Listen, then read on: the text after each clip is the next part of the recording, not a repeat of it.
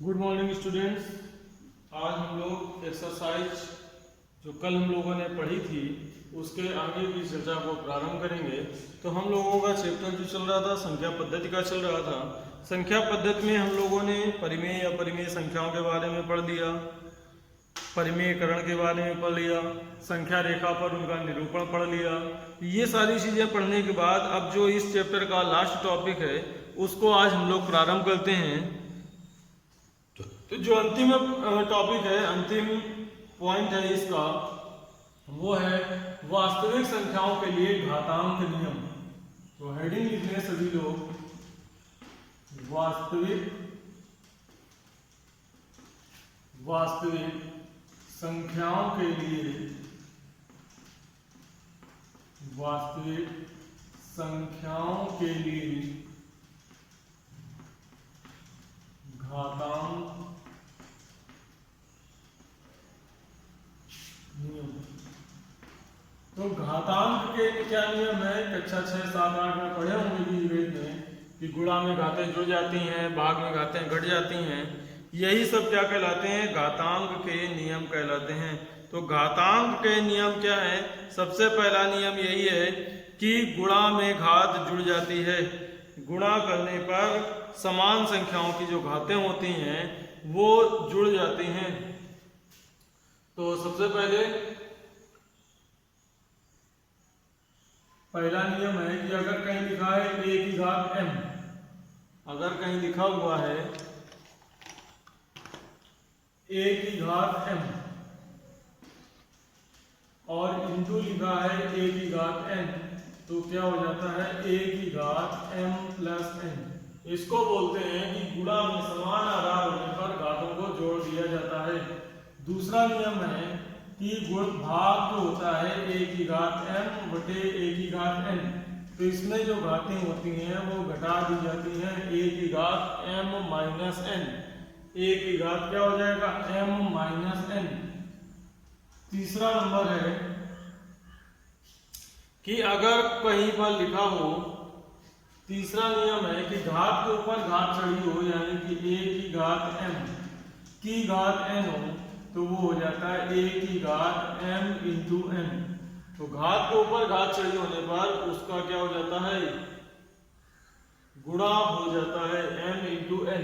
Next number 4। चौथा number ये कहता है कि अगर कोई संख्या लिखी है a की घात n गुणा b की घात n, दोनों में घात समान है, संख्याएं अलग अलग हैं, तो ये हो जाएगा a इंटू b की घात n। तो चौथा नियम कहता है अगर a की घात n b की घात n है तो वो क्या आ जाएगा? a इंटू b की घात n। और इसी तरह से अगर भाग में लिखा है, 5वें नंबर में लिख सकते हैं कि a की घात n बटे b की घात n, तो वो हो जाएगा a बटे b की होल घात n। इनको कहते हैं घातांक के नियम। इसको क्या कहते हैं? घातांक के नियम। तो इन नियमों को सभी लोग लिख लें। एक बार फिर से रिवाइज कर देते हैं। a की घात m गुणा a की घात n बराबर होता है a की घात m प्लस n। a की घात m बटे a की घात n बराबर होता है a की घात m माइनस n। a की घात m की घात n बराबर हो जाता है a की घात m इंटू n। a की घात n इंटू b की घात n लिखा है तो a इंटू b की होल घात n। a की घात n बटे b की घात n, तो a बटे b की होल घात n हो जाएगा। तो अब हम लोग चलते हैं एक्सरसाइज 1E में। तो एक्सरसाइज 1E को प्रारंभ करते हैं। इन नियमों को आपने नोट कर लिया होगा। तो एक्सरसाइज 1E में इन्हीं नियमों का प्रयोग करना है और सवालों को हल करना है। तो सबसे पहले एक्सरसाइज 1E का पहला सवाल है,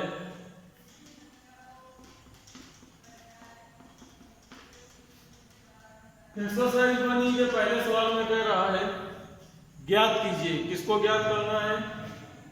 64 की घात 1/2। तो 64 की घात 1/2 को ज्ञात करना है। तो 64 के अगर हम गुणनखंड करें तो 64 के गुणनखंड होते हैं 8 गुणा 8। 8 क्या होता है? 64। इसको हम लिख सकते हैं 8 की घात 2 की घात 1/2, तो 8 की घात 2 की घात 1/2, यानी कि 8 की घात 2 गुणा 1/2, 2 से 2 कैंसिल, तो ये कितना आ जाएगा 8 आ जाएगा।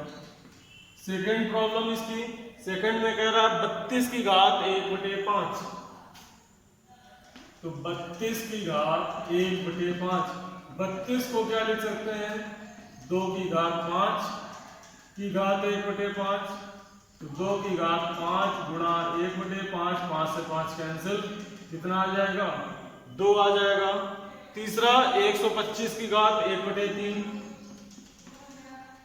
125 की घात 1/3, तो 125 को क्या लिख सकते हैं 5 की घात 3 की घात 1/3, या 5 की घात 3 गुणा 1/3, तो ये कितना आ जाएगा 5। ये हो गया आपका क्वेश्चन नंबर फर्स्ट। उम्मीद करते हैं समझ में आ गया होगा। इसके बाद क्वेश्चन नंबर सेकंड, तो क्वेश्चन नंबर सेकंड में भी यही काम करना है, उसको भी देख लेते हैं। उसमें भी लिखा गया है ज्ञात कीजिए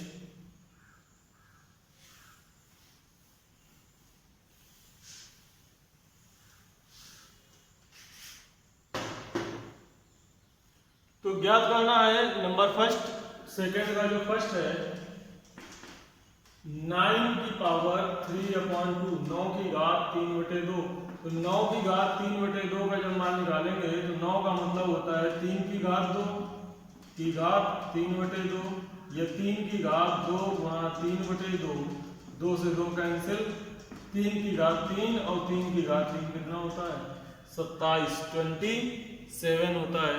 इसी तरह से 32 की घात 2/5 जो सेकंड है, 32 की घात 2/5, तो 32 अभी हमने बताया था क्या होता है 2 की घात 5 होता है, तो 2 की घात 5 की घात 2/5, यानी कि 2 की घात 5 गुणा 2/5, तो 5 से 5 कैंसिल, 2 की घात 2, तो ये कितना आ जाएगा 4 आ जाएगा। नेक्स्ट इसी तरह से 16 की घात 3/4 है, तो जो 16 की घात 3/4 लिखा हुआ है नंबर थर्ड में, 16 की घात 3/4, तो 16 क्या होता है 2 की घात 4 की घात 3/4, यानी कि 2 की घात 4 गुणा 3/4, 4 से 4 कैंसिल, 2 की घात 3 और 2 की घात 3 कितना होता है 8 होता है। और लास्ट इसका चौथा पार्ट है 125 की घात -1/3, इसका फोर्थ है 125 की घात -1/3, तो 125 लिखा जा सकता है 5 की घात 3 की घात -1/3, या 5 की घात 3 गुणा -1/3, 3 से 3 कैंसिल, 5 की घात -1 और 5 की घात -1 क्या हो जाएगा 1/5।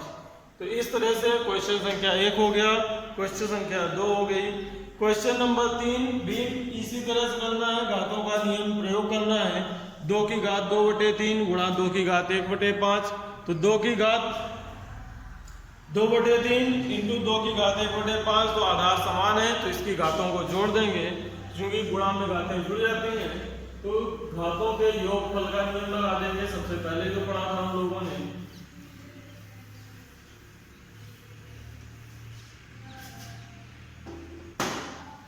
तो पहला नंबर लिखा है 2 की घात 2/3